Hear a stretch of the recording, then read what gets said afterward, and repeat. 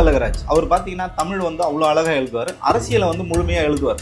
அவர் கிட்டத்தட்ட ஓராண்டு காலம் வந்து வெயிட் பண்ணார், எழுத்து ரீதியாக மக்கள்கிட்ட எடுத்து போய் சேர்க்கணும். அதுக்கு வந்து அவங்க பார்த்தீங்கன்னா ஒரு பத்திரிகை ஆரம்பிக்கலாம், தொலைக்காட்சி ஆரம்பிக்கலான்ட்டு விவாதங்கள்லாம் போகும்போது அது கூட வேணாம், குறைஞ்சபட்சம் நான் அறிக்கைகள் எழுதி விஜய் அவர்களுக்கு தரேன்னு சொல்லும்போது அவர் வந்து விஜய் அவர்களை சந்திக்க விடாமல் தடுத்தது திரு ஆதவ் அர்ஜுனாவும் ஜான் ஆரோக்கியம். ஏன்னா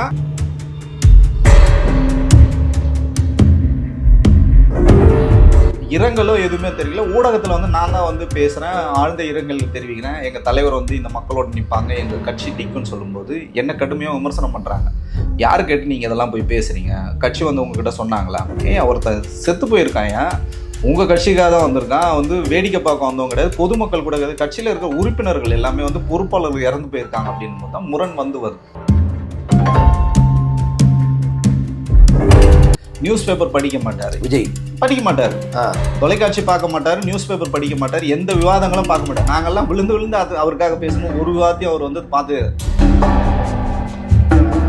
உண்மை நிலவரத்தை எதுவுமே விஜய் கிட்ட சொன்னால் அவருக்கு வந்து பொதுவாகவே பிடிக்காது. இப்போ இல்லை, சினிமாவில் இருக்கிற காலகட்டத்தில் உங்கள் படம் ஓடலைன்னு சொன்னால் அவருக்கு வந்து பிடிக்காது. நீங்கள் இந்த அரசியல் கருத்து நீங்கள் பேசியிருக்கணும் அப்படின்னு சொன்னால் அவருக்கு வந்து பிடிக்காது.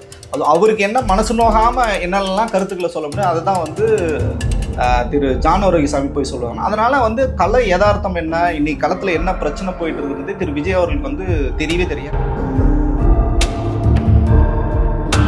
வந்து தொடக்கத்தில் வந்து பழக்கருப்பையா வந்து விஜய்க்கு ஆதரவாக பேசினார், ஐயநாதனை வந்து விஜய்க்கு ஆதரவாக பேசினார்.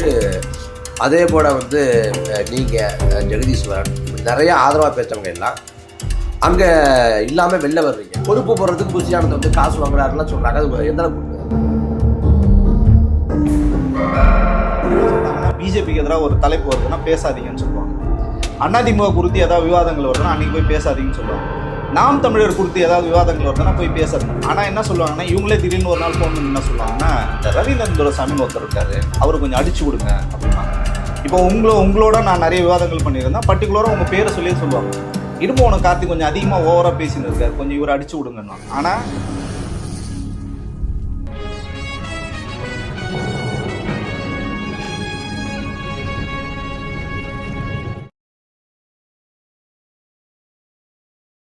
வணக்கம்.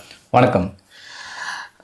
தாவேகாவோட மாநாடு முடிஞ்ச பிறகு நியூஸ் 18 தொலைக்காட்சி வாதத்தில் உங்களோட ஒரு கருத்து முதல்ல வந்துச்சு. அப்போ தாவேகாவோட ஆதரவாளர் அறியப்பட்டீங்க. ஆனால் இன்றைக்கி தாவேகா வந்து மிக கடுமையாக விமர்சித்து பேசுகிறீங்க தொலைக்காட்சி வாதங்களில். இந்த நிலைப்பாட்டு மாற்றத்துக்கு காரணம் என்ன? அடிப்படையில் பார்த்தீங்கன்னா, இப்போது நான் மட்டும் கிடையாது, என்ன மாதிரி நிறைய பேர் பார்த்தீங்கன்னா திரு விஜய் அவர்களை வந்து ஆதரிச்சோம். ஏன்னா ஒரு மாற்று சக்தி, ஒரு மாற்றத்துக்கான சக்தியாக திரு விஜய் அவர்கள் இருப்பாருன்னு சொல்லிட்டு நாங்கள்லாம் வந்து உளமாறாக வந்து நம்பினோம். அது இல்லாமல் நாங்கள்லாம் பார்த்திங்கன்னா போராட்ட களங்களில் வந்தோம். பொதுவாகவே போராட்ட களங்களுக்கும் அரசியல்வாதிகளுக்கு வந்து மிகப்பெரிய ஒரு நெருக்கம் வந்து இருக்காது. நம்ம என்ன தான் நம்ம பண்ணாலும் வந்து நம்மளை வந்து போராட்ட களங்களை தான் வந்து பார்ப்பாங்க. இவங்க கட்சி செயல்பாட்டுக்கெல்லாம் இவங்க வந்து சரி வர மாட்டாங்க அப்படின்னு சொல்லிட்டு நம்மளும் இது வரைக்கும் எந்த கட்சியிலும் போய் ஒரு உறுப்பினர் கூட ஆனதில்லை, எந்த கட்சிக்கும் வந்து வாக்கு சேகரித்ததும் கிடையாது, எதுவுமே வந்து கிடையாது. அப்படி இருக்க காலகட்டத்தில் ஏன் விஜய் அவர்களை மட்டும் அதை நம்ம ஆதரிக்கணும் அப்படின்னா, ஸோ ஒரு மாற்றத்துக்கான சக்தியாக வர பின்னாடி பார்த்தீங்கன்னா நிறைய இளைஞர்கள் வந்து இருக்காங்க அப்படின்ற ஒரே ஒரு ஒற்றை நம்பிக்கையில் தான் நம்ம போகும்போது, அங்கே போய் வேலை செய்யும்போது தான் நமக்கு தெரிஞ்சது இது மாற்றத்துக்கான ஒரு சக்தி கிடையாது. இவர் பார்த்தீங்கன்னா அந்த திரை கவர்ச்சி, திரை பிம்பத்தை வச்சு இளைஞர்கள் வந்து ஏமாத்துறாங்க. உங்களுக்கு இன்னும் வந்து ஒரு படி மேலே போய் சொல்லணும்னா, இந்த முதல் மாநாட்டில் விக்கிரவாண்டி மாநாட்டிலே பார்த்தீங்கன்னா பல்வேறு மனித உரிமை மீறல்கள். என்னோட சக தோழன் வந்து பார்த்தீங்கன்னா ஒரு கழிவறையிலிருந்து குடித நீரை வந்து குடிக்கிறான். அதை நான் வந்து பார்க்கும்போது இதெல்லாம் நமக்கு வந்து மிகப்பெரிய ஒரு வருத்தம். போனீங்க நீங்கள்? ஆமாம், நம்ம வந்து இங்கேருந்து நான் வாகனம் வச்சுட்டு நான் நிறைய நண்பர்கள் வந்து அழைச்சிட்டு நாங்கள் வந்து போயிருக்கோம். நானும் ஒரு பொறுப்பாளராக வந்திருக்கேன். ஸோ அப்படி இருக்க காலகட்டத்தில் சரி ஓகே, அதுவே நமக்கு ஒரு மிகப்பெரிய ஒரு நெருடலாக இருந்தது. ஆனால் இதுக்கு முன்னாடி பல்வேறு கூட்டங்கள் வச்சு என்ன சொன்னாங்கன்னா, தண்ணீர் வந்து சரியாக வந்து கொடுப்போம், உணவுகள் வந்து தயார் பண்ணுவோம். கடைசி நிமிடத்தில் வந்து உணவு வந்து தயார் பண்ண முடியல. அது வந்து சூழல் நமக்கு வந்து புரியுது, அவ்வளோ பெரிய கூட்டத்துக்கு வந்து உணவு வந்து தயார் பண்ண முடியாது, நடைமுறை சிக்கல் இருக்குது, நமக்கும் வந்து புரியுது. ஆனால் தண்ணீர் கூட வந்து முதல் முறையிலே தண்ணீர் வந்து தீர்ந்து போச்சு. அதுக்கப்புறம் தண்ணீர் வந்து திருப்பி இவங்க வந்து நிரப்பவே இல்லை, இந்த ஒரு சூழல் இருக்குது. அதுக்கப்புறம் அந்த மாநாட்டை ஒட்டி பார்த்தீங்கன்னா 5 பேர் வந்து இறந்து போகிறாங்க, விபத்தில் தான் வந்து இறந்து போகிறாங்க. அதுக்கான இவங்க எந்த விதமான ஒரு இரங்கலோ எதுவுமே தெரியல. ஊடகத்தில் வந்து நான் தான் வந்து பேசுகிறேன், ஆழ்ந்த இரங்கல் தெரிவிக்கிறேன், எங்கள் தலைவர் வந்து இந்த மக்களோட நிற்பாங்க, எங்கள் கட்சி நிற்கும்னு சொல்லும்போது என்ன கடுமையாக விமர்சனம் பண்ணுறாங்க. யார் கேட்டு நீங்கள் இதெல்லாம் போய் பேசுகிறீங்க? கட்சி வந்து உங்ககிட்ட சொன்னாங்களா? ஏன் ஒருத்தன் செத்து போயிருக்கான், உங்கள் கட்சிக்காக தான் வந்திருக்கான், வந்து வேடிக்கை பார்க்க வந்தவங்க கிடையாது, பொதுமக்கள் கூட கிடையாது, கட்சியில் இருக்கிற உறுப்பினர்கள் எல்லாமே வந்து பொறுப்பாளர்கள் இறந்து போயிருக்காங்க அப்படின்னும் போது தான் முரண் வந்து வருது. அதுக்கப்புறம் தான் நம்ம தாவேக்கான்னு பேசியிருந்த அந்த களத்தை விட்டுட்டு விஜய் ஆதரவாளர் நம்ம வந்து மாறுறோம். அந்த காலகட்டத்தில் தான் பார்த்தீங்கன்னா திரு விஜய் அவர்கள் வந்து கடுமையாக ஆதரித்து பேசியிருந்தது தான் உங்களை மட்டும் இல்லை, நிறைய பேரோட வந்து நம்ம வந்து முரண்பட்டு திரு விஜய் அவர்கள் வந்து தூக்கி பிடிச்சி நம்ம வந்து பேசணும். அதுக்கப்புறம் தான் தெரிஞ்சுது அங்கே எந்த கொள்கையும் கிடையாது, இது எல்லாமே வந்து எங்களை மாதிரி பல இளைஞர்கள் வந்து இவங்க ஏமாத்துறாங்கன்னு தெரிஞ்சுதான். ஸோ யாரெல்லாம் நான் வந்து உயர்த்தி பேசணும் அவங்கள வந்து மக்கள் வெளியில் இவங்களை அம்பலப்படுத்த வேண்டிய அவசியம் இருக்கிறதுக்காக மட்டும்தான் பேச வேண்டிய. அதை தாண்டி திரு விஜய் அவர்களுக்கும் எனக்கோ பர்சனலாவோ தனிப்பட்ட முறையில் எந்த விதமான பிணக்கும் எந்த விதமான சிக்கல்களும் விஜய்க்கும் உங்களுக்குமான அந்த தொடர்பு இல்லை அறிமுகம் இல்லை இந்த அரசியல் சார்ந்த உறவு எப்போ எழுதிருக்கு? என்ன பார்த்தீங்கன்னா கிட்டத்தட்ட 30 ஆண்டுகளை வந்து கடந்தது. அவர் திரைக்கு வந்த காலத்துலேருந்து அவருக்கு வந்து நிறைய வந்து சப்போர்ட் பண்ணிட்டு இருந்தோம். ரசிகர் மன்றத்தில் இருந்தீங்களா? ரசிகர் மன்றத்தில் எதுலையுமே கிடையாது. என்னோட நண்பர்கள் வந்து ரசிகர் மன்றங்களை வந்து ஆரம்பிப்பாங்க, அதுக்கு வந்து நம்ம உதவிகள் வந்து பண்ணுறது. அவரோட தந்தையார் வந்து எனக்கு கொஞ்சம் நெருக்கமானவர், எனக்கு வந்து ஒரு மென்டார் மாதிரி அவர். ஸோ அப்படி இருக்கும்போது இவருக்கு நிறைய வேலைகள் வந்து செஞ்சு கொடுத்தோம். அதுக்கப்புறம் பார்த்தீங்கன்னா நம்ம போராட்ட களங்கள் நம்ம இருந்தனால திரு புசி ஆனந்த் அவர்கள் வந்து எங்ககிட்ட வந்து உதவிகள் வந்து கேட்குறாரு. விஜய் அவர்களுக்கு நெருக்கம், அவர் தந்தையாருக்கு நம்ம நெருக்கன்றதை தாண்டி அரசியல் ரீதியாக இவர் வராருன்னு சொல்லிட்டு பார்த்தீங்கன்னா 2014-15 காலங்களில் வந்து முடிவெடுக்கிறாங்க. ஸோ அப்போ தான் என்ன நினைக்கிறாங்கன்னா திரு விஜய் அவர்களுக்கு வந்து அரசியலுக்கு வரணும்னு சொல்லும்போது எனக்கு ஒரு மென்டார் இருக்காங்க, எங்கள் குழுக்கிட்ட வந்து இவங்க வந்து கேட்குறாங்க, சார் இந்த மாதிரி விஜய் சார் வந்து அரசியலுக்கு வராருன்னு. நல்லது, நீங்கள் இதுக்கு முன்னாடி அரசியல் களத்தை முதல்ல நீங்கள் தெரிஞ்சுக்கணும், போராட்ட களங்களை வந்து தெரிஞ்சுக்கணும்னு சொல்லிட்டு அப்போ தான் என்ன பண்ணுறேன்னா ஜல்லிக்கட்டு போராட்டம் 2017 ஜனவரி மாதத்தில் பார்த்தீங்கன்னா ஜல்லிக்கட்டு போராட்டத்துக்கு நாங்கள் கைப்பட எழுதி கொடுக்குறோம். திரு ஐயா புசி ஆனந்த் அவர்கள்கிட்ட வந்து இந்த போராட்டத்துக்கு அவர் எப்படி வரணும், எந்த நேரத்துக்கு வரணும், இதெல்லாம் வந்து நாங்கள் ஒரு கட்சிப் கட்டிக்கிட்டு வந்து நிற்பார், அதிகாலையில் வந்து நிற்பார். அதை கூட பார்த்திங்கன்னா நாங்கள் ஒரு சாதாரண ஒரு மொபைல் ஃபோனில் தான் வந்து ஃபோட்டோ எடுத்து நாங்கள் வைரல் பண்ணுறோம். அதன் தொடர்ச்சியாக திருப்பி பார்த்திங்கன்னா நீட்டுனால தங்கை அனிதா வந்து படுகொலை செய்யப்பட்டான்னு தான் நான் சொல்லுவேன். அது வந்து ஒரு தற்கொலையெல்லாம் வந்து கிடையவே இல்லை. இந்த இந்திய ஏகாப்தி அரசாங்கம் வந்து நீட்டுன்னு ஒரு கொடி அரக்கனை வந்து இங்கே வந்து திணிக்கிறாங்க, அதன் மூலயமா அந்த தங்கை அனிதா வந்து இறந்து போகிறாங்க. அப்போ பல்வேறு போராட்டங்களில் வந்து அனிதாவை வந்து முன்னிறுத்தி நான் வந்து நடத்திட்டு இருக்கேன். அப்போ பார்த்தீங்கன்னா நான் வந்து ஐயா சகாயம் அவர்களோட அமைப்பில் நான் வந்து இருக்கேன், மக்கள் பாதை அமைப்பில் நான் இருக்கேன் நான். ஸோ அப்போ வந்து திரு விஜய் அவர்களே திருப்பி என்ன பண்ணுறோன்னா இதை வீரியம் வந்து இன்னும் பத்தலை, ஏன்னா நாங்கள்லாம் போராட்டம் பண்ணால் 100 பேரை தள்ளுறதே எங்களுக்கு வந்து பெரிய விஷயம், விஜய் மாதிரி ஆட்கள் வந்தால் தான் இந்த களம் வந்து வீரியமாகன்ற ஒரே ஒரு அடிப்படையில் மட்டும்தான் திரு விஜய் அவர்களுக்கு நாங்கள் வந்து உதவி பண்ணுறோம். அப்போ திருப்பி வந்து அவர் வந்து அரியலூர் வந்து போயிட்டு வர்றாரு. அந்த நிகழ்வும் வந்து நாங்கள் தான் திட்டமிட்டு எப்படி உட்காரணும், என்ன பேசணும் முதற்கொண்டு நாங்கள் தான் வந்து எழுதி தரோம். ஸோ இப்படி வந்து தொடர்ச்சியாக அவர் வந்து பூஸ்டப் பண்ணுறோம்.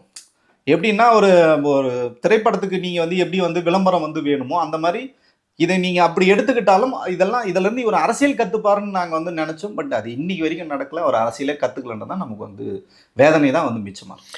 அதாவது ஒரு கட்சி வந்து தேர்தல் எதிர்கொள்கிற சமயத்தில் தேர்தலுக்காக வந்து வியூக வகுப்பாளர் வைப்பாங்க, அது திமுக அதிமுக எல்லா கட்சிகளும் வச்சுருக்காங்க.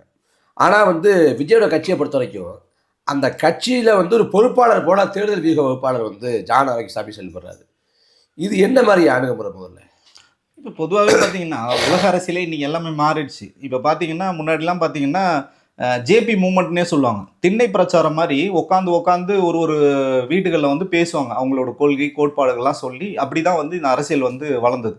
நீங்கள் திராவிட அரசியல் எடுத்துக்கிட்டாலும், தமிழ் தேசிய அரசியல் எடுத்துக்கிட்டாலும், இடதுசாரி அரசியல் நீங்கள் எடுத்துக்கிட்டாலும், வலதுசாரி அரசியல் நீங்கள் எந்த அரசியல் நீங்கள் எடுத்துக்கிட்டாலும் இப்படி தான் வந்து மக்களோட பயணப்பட்டு தான் இந்த அரசியல் எல்லாமே இருக்கும்.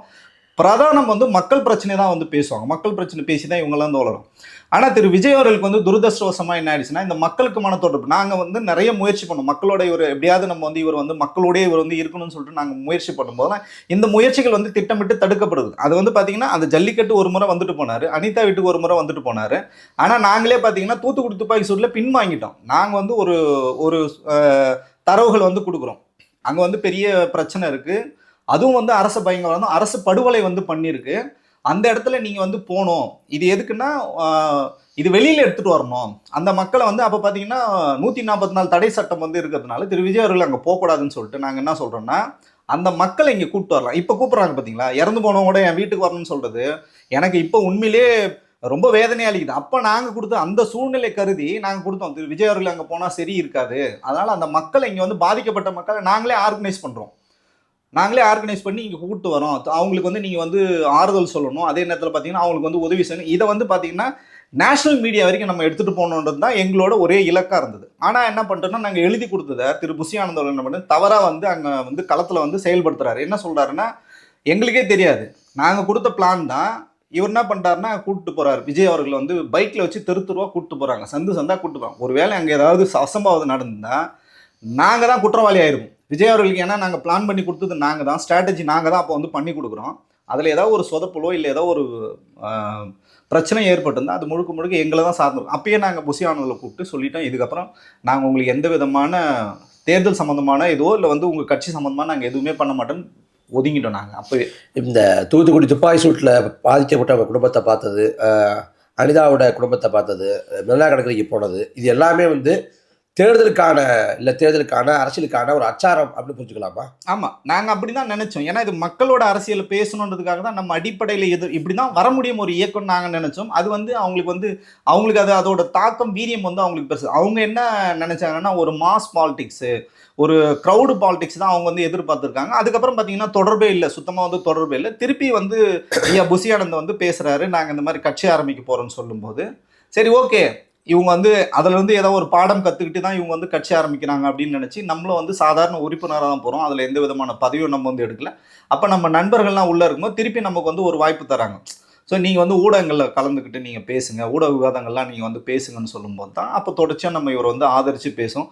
நம்ம ஆதரித்து பேசும்போதே பார்த்தீங்கன்னா பல்வேறு நெருக்கடிகள் வந்து கொடுப்பாங்க. என்ன சொல்லுவாங்கன்னா, அவங்க தலைப்பு வந்து கொடுக்குறாங்கன்னு வச்சுங்களேன், அந்த தலைப்பு வந்து இவங்களுக்கு சூட்டபிளாக இருந்தால் மட்டும்தான் அக்செப்ட் பண்ணுவாங்க. இப்போ வந்து என்ன சொல்கிறாங்கன்னா, பிஜேபிக்கு எதிராக ஒரு தலைப்பு வருதுன்னா பேசாதீங்கன்னு சொல்லுவாங்க.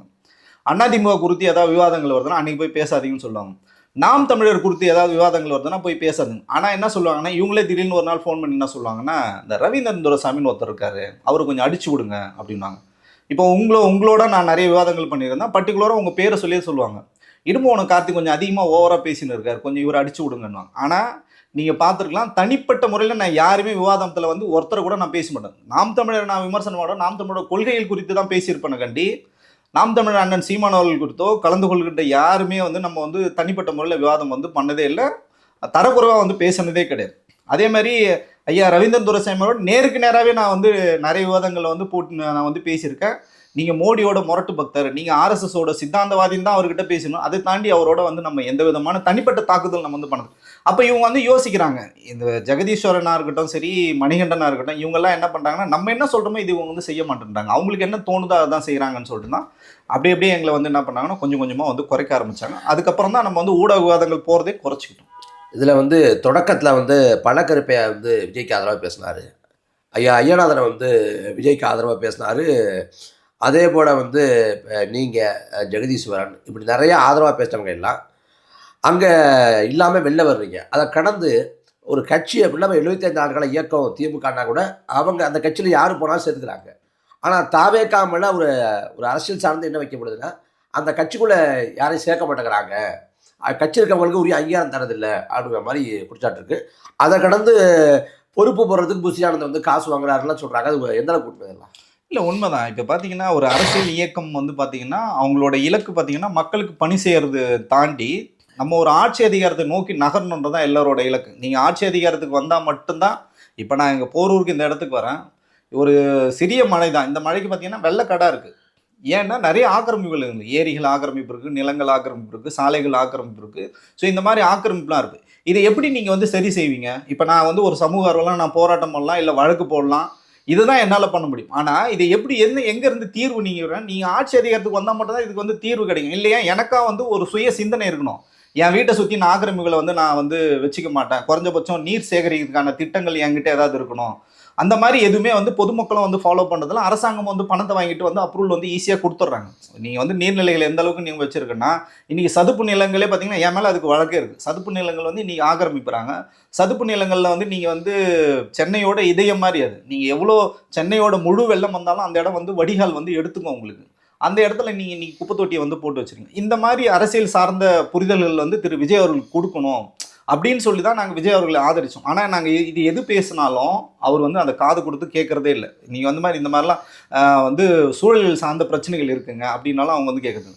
நாங்கள் தொடர்ச்சியாக பார்த்தீங்கன்னா 25 ஆண்டுகளாக பனை சார்ந்த முன்னெடுப்புகள் வந்து நடத்திட்டு இருக்கோம். அப்போ நான் வந்து அவரோட 50வது பிறந்த நாளுக்கு சொல்கிறேன், சார் நாங்கள் 50 லட்சம் பனை விதைகள் நடுறதுக்கு பண்ணுறோம், நீங்கள் ₹1 பணம் கொடுக்க வேணாம், நாங்களே எல்லாம் முன்னெடுத்துக்கிறோம், நீங்கள் வந்து ஆரம்பித்து வச்சா போதும். ஏன்னா நாம் தமிழன் சீமான் அவர்கள் பண்ணுறாங்க, விடுதலை சிறுத்தைகள்லாம் நான் திருமா அவர்கள் வந்து பண்ணுறாங்க. இது வந்து அரசியலை தாண்டி இந்த மாதிரி ஒரு ஒரு கார்பரேட் கூட என்ஜிஓ ஆக்டிவிட்டின்னு சொல்லிட்டு ஒன்று பண்ணுறான். சிஎஸ்ஆர் ஆக்டிவிட்டியில் வந்து இதை பண்ணும்போது நம்ம ஒரு மாபெரும் இயக்கம் மக்கள் சக்தியாக இருக்குங்க, பனையை வந்து மீட்டெடுக்க வேண்டிய ஒரு அவசியம் இருக்குன்னு நம்ம வந்து சொல்கிறோம். ஏன்னா சுனாமி காலகட்டங்களில் நாங்கள் தொடர்ச்சியாக வந்து கடலோர மக்களோட வேலை செஞ்சுட்ருக்கோம்.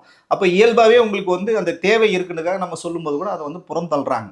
ஸோ அப்போ தான் நமக்கு வந்து தெரியுது இந்த அரசியல் யாருக்கான அரசியல். இவங்க பார்த்தீங்கன்னா ஒரு ஹைடெக்கான ஒரு அரசியல், ஒரு கார்பரேட் அரசியல் தான் வந்து முன்னெடுக்காங்க. மக்களுக்கான அரசியலோ இல்லை மக்களுக்கு வந்து எந்தெந்த விஷயங்கள்லாம் பாதிக்கின்றது இன்னைக்கு வரையும் அவங்க ஒரு லிஸ்ட் பண்ணதே கிடையாது. இதுதாங்க மக்கள் பிரச்சனை. நீங்கள் அண்ணன் சீமான் அவர்களை நீங்கள் போய் கேட்டிங்கன்னா 234 தொகுதியில் என்ன பிரச்சனை இருக்கிறத வந்து சொல்லுவாங்க. திமுக காரங்கிட்ட கேட்டால் கூட அவங்க சொல்லுவாங்க, ஆமாங்க இதெல்லாம் பிரச்சனை இருக்குங்க, எங்களால் சால்வ் பண்ண முடியலன்னு கூட சொல்லுவாங்க. ஆனால் நீங்கள் இவங்க கிட்ட போய் கேளுங்க, தெரியவே தெரியாது. 204 தொகுதி எங்கே இருக்கணும் தெரியாது, அதுக்கு என்ன பிரச்சனைன்னு தெரியாது, அது எப்படி எதிர்கொள்ளணும் தெரியாது.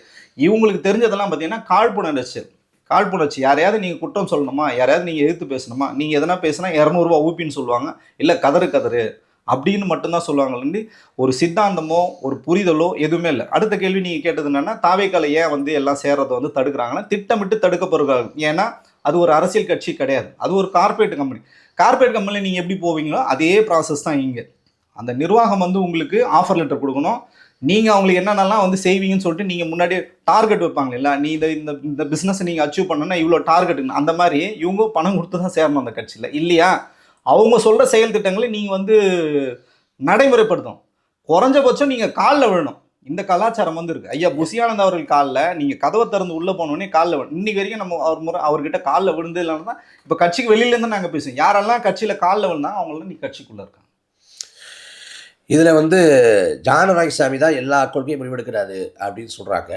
இதில் கபிலோட சாதி ஆணவ கொலைக்கு அறிக்கை விடாமல் இருந்தால் இருக்கட்டும், இல்லை வந்து தூய்மை பணியாளர் போராட்டத்துக்கு வந்து போகாமல் அவளை கூப்பிட்டதாக இருக்கட்டும், இந்த மாமல்லபுரத்தில் வந்து கரூர் மரணங்களில் பாதிக்கப்பட்ட குடும்பத்தை பார்த்ததாக இருக்கட்டும், இதெல்லாம் எப்படி வந்து ஒரு வீக வகுப்பாளர் வந்து இதை செய்யலாம் அப்படின்னு சொல்கிறாரு. ஏன்னா அதை செஞ்சால் வந்து மக்கள் மத்தியில் கோபம் வரும், கொந்தளிப்பு இருக்கிற அடிப்படை புரிதல் கூட இல்லாமல் வீக வகுப்பாளே இந்த லட்சணத்தில் இருந்தால் எப்படி இருக்கும் வச்சு.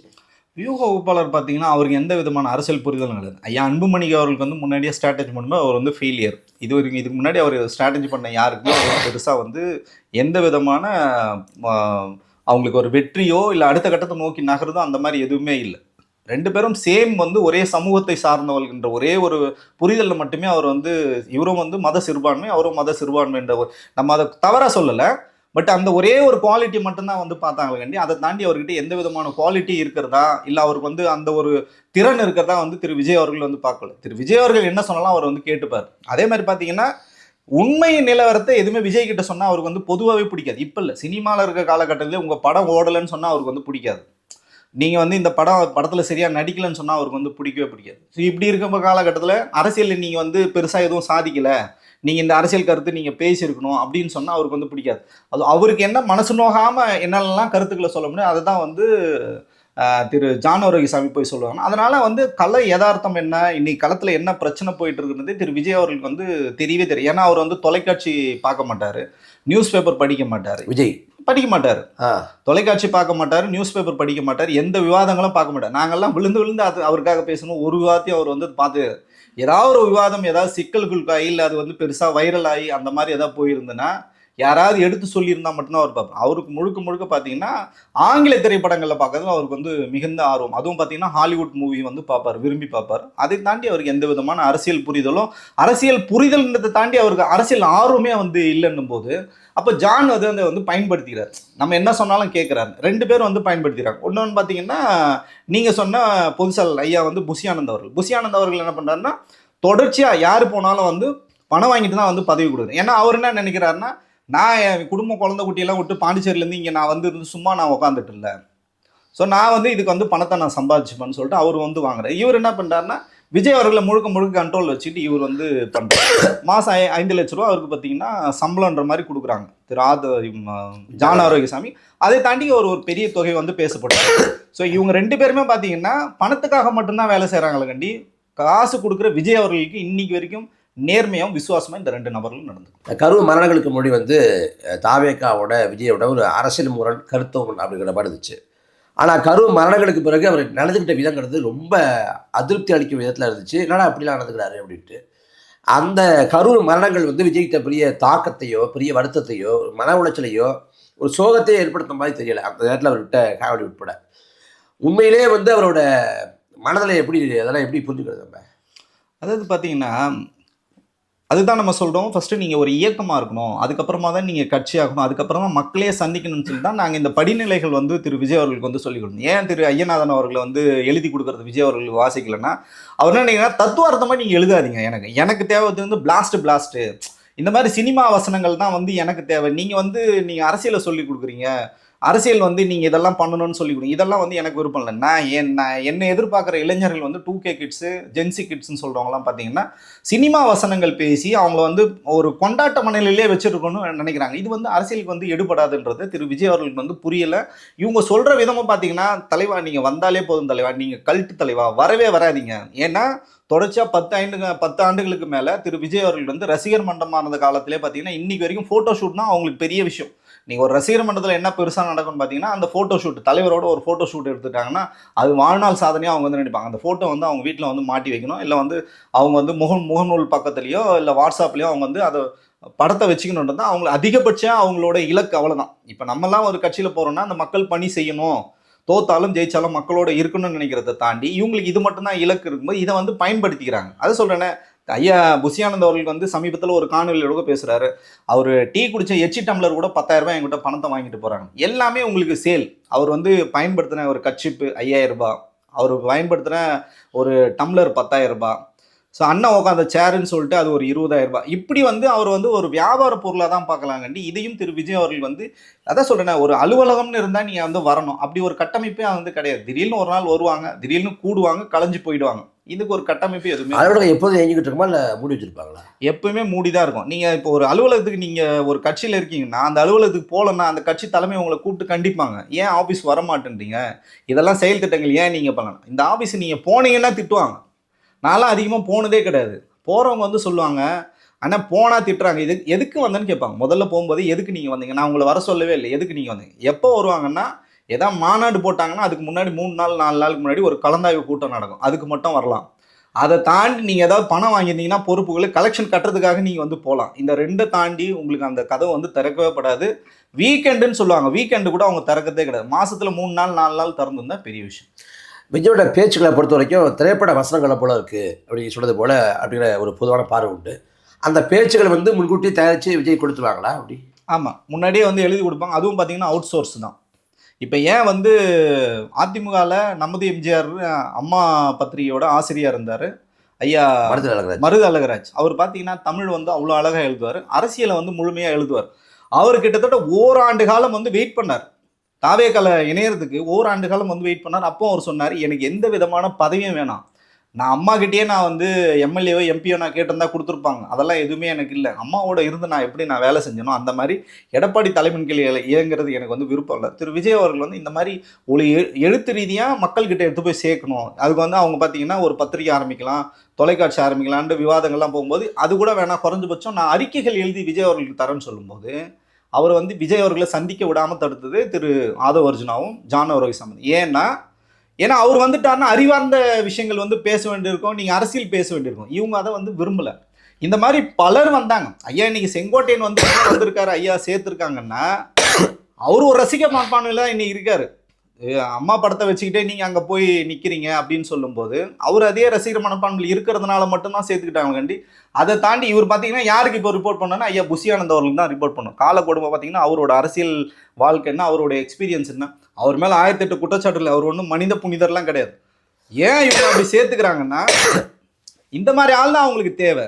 ஒரு மணிகண்டன் வீராசாமியோ ஒரு ஜெகதீஸ்வரனோ ஒரு ஐயநாதனோ இல்லை மித்த பிற ஆட்களோ யாரோ ஒரு நேர்மையாளரோ ஒரு இயக்கவாதியோ இல்லை விஷயம் தெரிஞ்சவங்களோ களப்பணியில் இருக்கோம் அவங்களுக்கு வந்து தேவையில்லை. இவங்க பார்த்தீங்கன்னா செங்கோட்டையன் மாதிரி ஆள் வந்து தான் அவங்களுக்கு தேவை.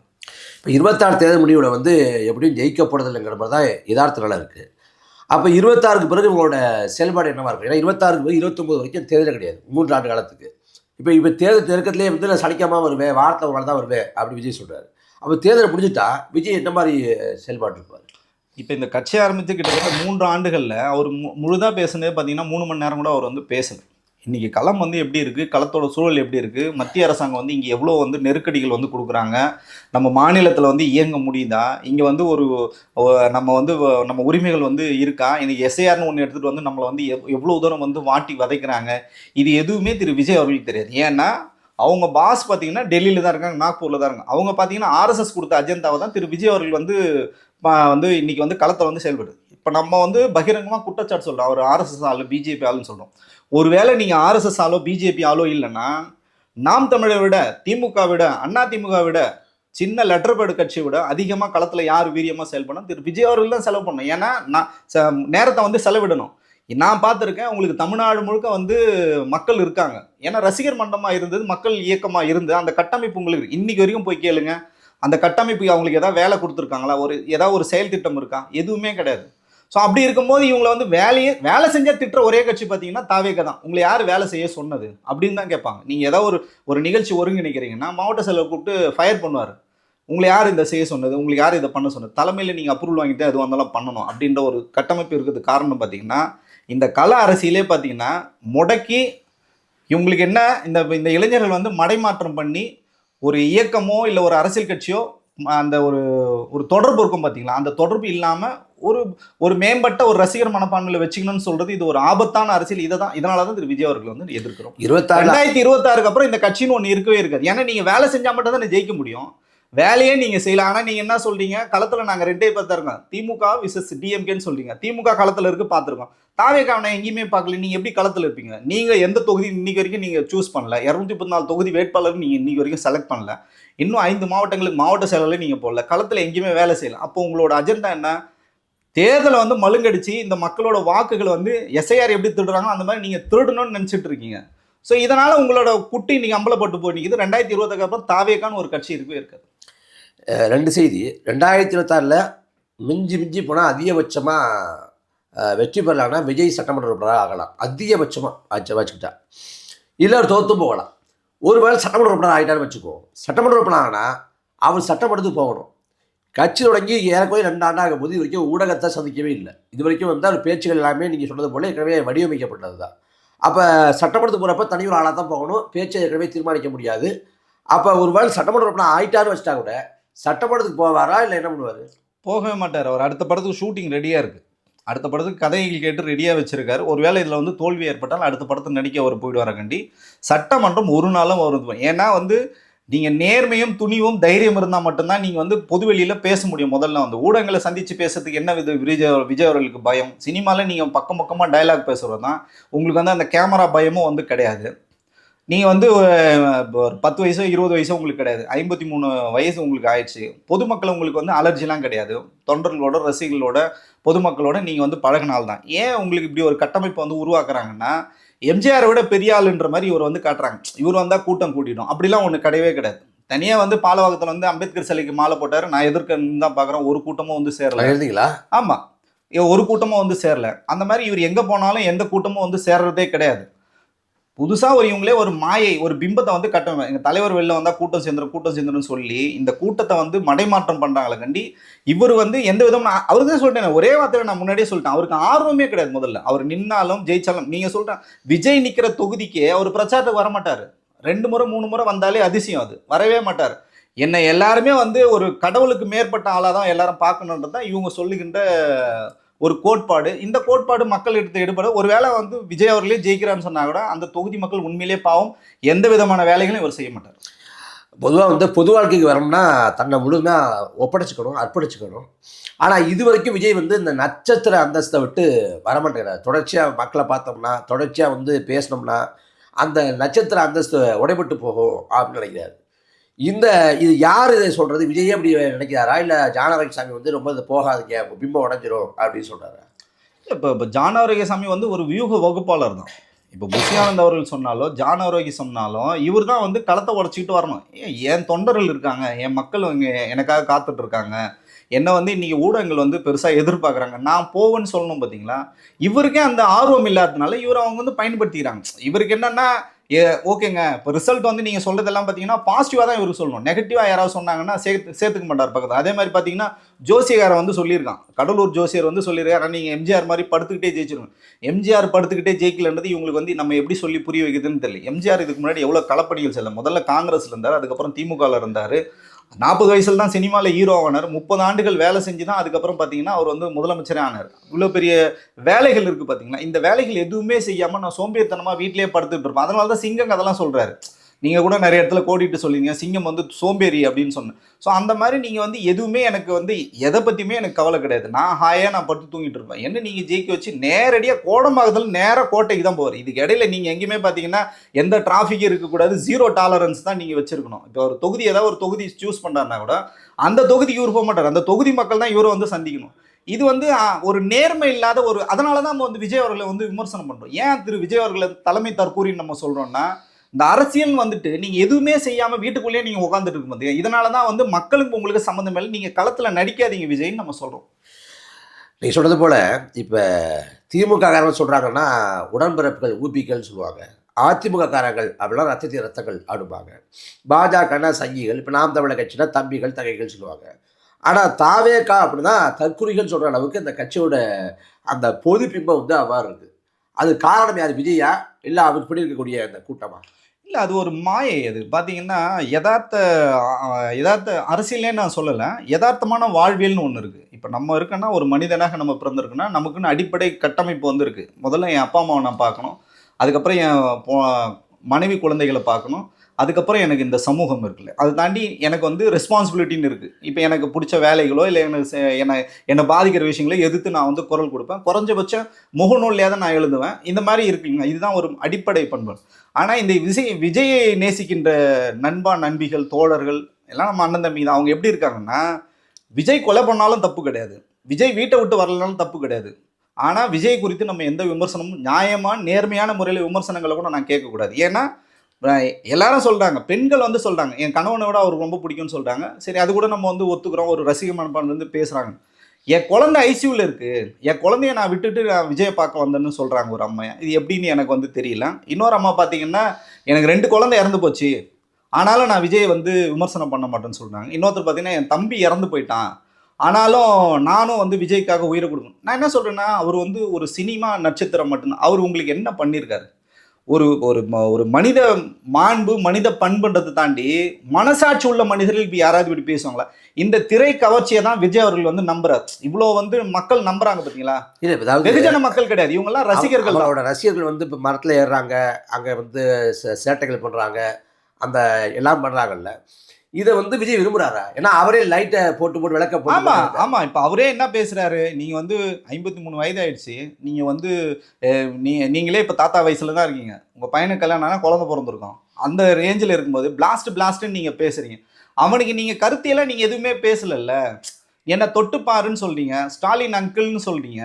நீங்கள் என்ன பண்பு உங்ககிட்ட இருக்குது? எந்த பண்புமே உங்கள்கிட்ட ஒரு அடிப்படையான ஒரு பண்பு எதுவுமே இல்லாதப்போ நீங்கள் களத்தை நீங்கள் என்ன பண்ணுறீங்க? இந்த ரசிகர்களை வந்து கொம்பு சீவுற வேலையை மட்டும்தான் பண்ணுறீங்க. நமக்கு எதிராக இந்த தமிழ்நாடே வந்து இருக்கின்ற ரேஞ்சில் நீங்கள் சொல்கிறீங்க. நீங்கள் தமிழ்நாட்டுக்கு என்ன அர்ப்பணிப்பு கொடுத்துருக்கீங்க? ஏதாவது வழக்கு வாங்கியிருக்கீங்களா? இல்லை வந்து பொதுமக்கள் பிரச்சனை நின்று இருக்கீங்களா? இலங்கையில் வந்து அவ்வளோ பிரச்சனைகள் வந்து போயிட்டுருக்கு, இலங்கையை வந்து பற்றி எரிஞ்சிட்ருக்கு, மக்கள் வந்து செத்துட்டு இருக்காங்க. நீங்கள் ஆர்பாட்ன்ற பேரில் ஒரு பட ப்ரொமோஷன் நீங்கள் வந்து அப்போ பண்ணீங்க, அப்போ கூட நிதி நீங்கள் எவ்வளோ கொடுத்தீங்க? வெறும் 500 ரூபாய் நிதி கொடுத்தாங்க. இதுதான் உங்கள் லட்சணம். இத்தனையும் பார்த்தீங்கன்னா அவங்களோட இணையர் பார்த்தீங்கன்னா இலங்கை தமிழர். அப்போ உங்களுக்கு எந்த விதமான உணர்வும் இல்லை. உங்களுக்கு மக்கள் மேலே பற்று கிடையாது, உங்கள் ரசிகர் மேலே பற்று கிடையாது, அப்பா அம்மா மேலே உங்களுக்கு பற்று கிடையாது, பொண்டாட்டி புள்ள மேலே பற்று கிடையாது, இந்த சமூகத்து மேலே பற்று, எந்த பற்றுமே இல்லாத ஒரு மனிதர், சரி ஓகே உங்களால் ஒரு பிரச்சனை வருது, அந்த பிரச்சனைக்கு இன்னைக்கு வரைக்கும் அவர் வந்து பொறுப்பேற்றுக்கவே இல்லை. நான் பொறுப்பு அப்படின்னு கூட அவர் வந்து சொல்லவே இல்லை. யாரையும் ஒருத்தரை வந்து கை காட்டுறாரு, ஓகே சொல்லுங்கள், அரசாங்கத்தை நீங்கள் குறை சொல்லுங்கள், நாங்களும் தான் சொல்கிறோம், தவறு கிடையாது. ஆனால் அதுக்கு நான் பொறுப்புன்னு கூட நீங்கள் பொறுப்பேற்றுக்காத ஒரு மனிதர், இந்த மாநிலத்தின் மிக உயர்ந்த பதவி தமிழகத்தின் முதல்வர் என்ற பொறுப்பை மட்டும் நான் ஏற்றுப்பேன்னு சொல்லும்போது, இதுதான் அப்பட்டமான அயோக்கியத்தனம். இதுதான் ஆர்எஸ்எஸோட அடியாலா நீங்க இருந்து வேலை பார்க்குறீங்க. உங்க பிம்பத்தை உடைக்கிறதுக்காக நாங்கள் வேலை செய்யறோம்னு சொல்றதுல இது எதுவும் தவறு இல்லை.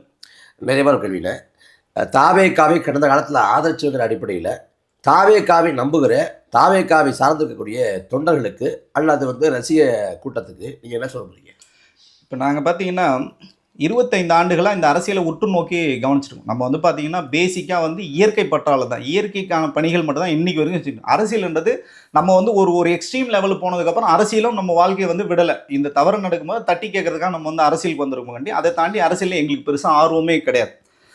இந்த ஒரு சூழலில் அமைப்பு இருக்குது பார்த்தீங்களா, இந்த சூழலில் நீங்கள் வந்து சதைச்சு தான் இன்றைக்கி பார்த்தீங்கன்னா, இன்றைக்கி வந்து மழை அதிகமாக பெய்யுது, வெயில் அதிகமாக அடிக்கும், புயல் அதிகமாக அடிக்கிறதுக்கு காரணம் பார்த்தீங்கன்னா நம்மளோட ஒழுக்கமின்மை தான். இன்றைக்கி இந்த பூமியை நம்ம சிதலமாக இன்றைக்கி வந்து சதைச்சிட்டோம். 12,000 வருஷத்துக்கு அப்புறம் பார்த்தீங்கன்னா இன்றைக்கி ஒரு எரிமலை வெடிக்குதுன்னா நம்மளோட இயலாமை இந்த பூமிக்கு நம்ம செய்ய வேண்டிய கடமைகளை வந்து நம்ம வந்து செய்யலைன்னு நினைக்கும் போதே, இப்போ நீங்கள் இதையே வந்து அரசியலுக்கு நீங்கள் பொருத்தி பார்க்கணும். திரு விஜய் அவர்கள் நல்ல நடிகர்கள், விஜய் அவர்களோட ரசிகன் தான் நான். இன்றைக்கும் திரு விஜய் அவர்கள் படம் நடித்தா நான் ஆளாக நான் போய் பார்ப்பேன். திரு விஜய் அவர்களுக்கும் இந்த சமூகத்துக்கும் இவ்வளோதான் வந்து தொடர்பு. நீங்கள் வந்து படம் நடிக்கிறீங்க, நாங்கள் டிக்கெட் கொடுத்து உங்கள் படத்தை வந்து பார்க்குறோம், இவ்வளோதான். இந்த சமூகத்துக்கு நீங்கள் எதுவுமே திருப்பி கொடுக்கல, திருப்பி கொடுக்க போகிறதும் கிடையாது. அப்படி இருக்கும்போது அவர் ஒரு சக மனிதர் தான். அந்த சக மனிதராக பாருங்கள், அவர் கடவுளுக்கு மேற்பட்டவளோ இல்லை உங்களை விட ஒரு மேலானவரை நீங்கள் நினச்சி அவருக்கு ஆதரிக்கிறதும் சரி, இந்த சமூகத்துக்கு, தமிழ் சமூகத்துக்கு நீங்கள் செய்யற மிகப்பெரிய ஒரு துரோகம். ஏன்னா ஒரு முறை திரு விஜய் அவர்கள் ஜெயிச்சு வந்துட்டாரா, திருப்பி நம்ம 5 ஆண்டுகள் வந்து வெயிட் பண்ணும். அந்த தொகுதியோட எந்த விதமான நலனும் நடக்க போகிறது கிடையாது. இந்த இளைஞர்கள் வந்து வெறுத்து போய் அரசியல் விட்டே ஒதுங்கிடுவாங்க. அதனால தான் சொல்கிறோம், நீங்கள் வருமுன் காப்போம்ன்ற மாதிரி இதை வந்து புரிஞ்சுங்க. நீங்கள் வந்து பாருங்கள், அரசியலை வந்து படிங்க. யார் இங்கே மக்களுக்காக நிற்கிறாங்க, என்ன நீங்கள் எந்த கட்சி வேணாலும் ஓட்டு போடுங்க, எனக்கு அது வந்து பிரச்சனையே கிடையாது.